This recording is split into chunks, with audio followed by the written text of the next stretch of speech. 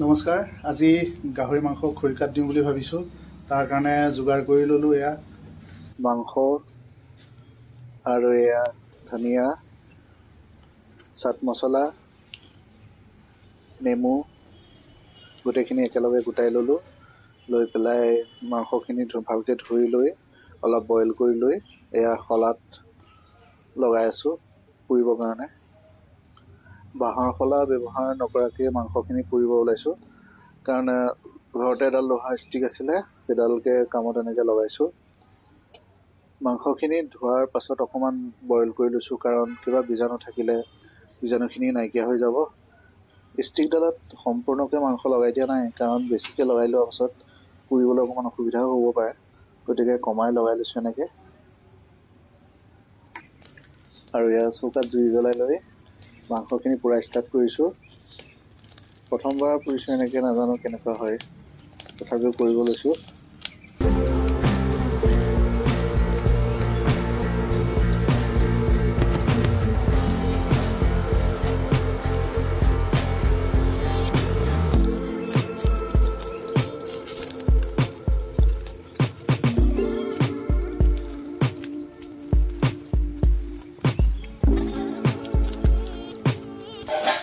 আৰু এয়া মাংসখিনি কালাৰ চাওক কি ধুনীয়া হৈছে, একদম মজা লাগিছে দেখি পেলাই। ধনিয়া দি দিলোঁ, পিঁয়াজ দিছোঁ, কাটি থৈ দিছিলোঁ আগতীয়াকৈ, গোটেইখিনি দি দিছোঁ।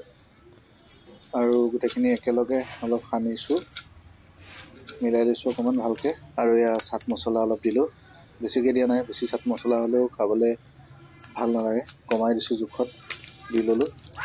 আৰু কাটি থোৱা পিঁয়াজ অলপ তলত থাকি গৈছিলে, সেইখিনি ধুনীয়াকৈ দি লৈছোঁ। নতুন বছৰত কিবা এটা নতুনকৈ বনাই খাবলৈ মন গৈছে।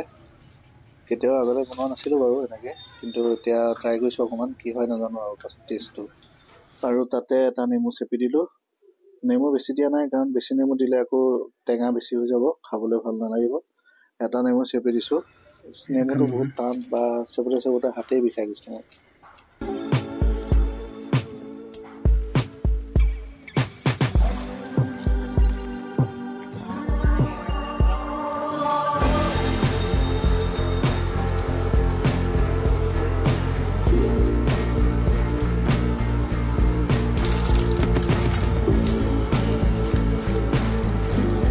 মাংসখিনি সানি থাকোঁতে খাবলৈ মন গৈছে, ইমান ধুনীয়া লাগিছে কালাৰটো, গোন্ধও ওলাইছে ধুনীয়া।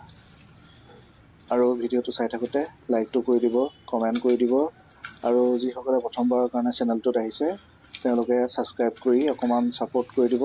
লগ পাম বেলেগ এটা ভিডিঅ'ত, তেতিয়ালৈকে বাই বাই।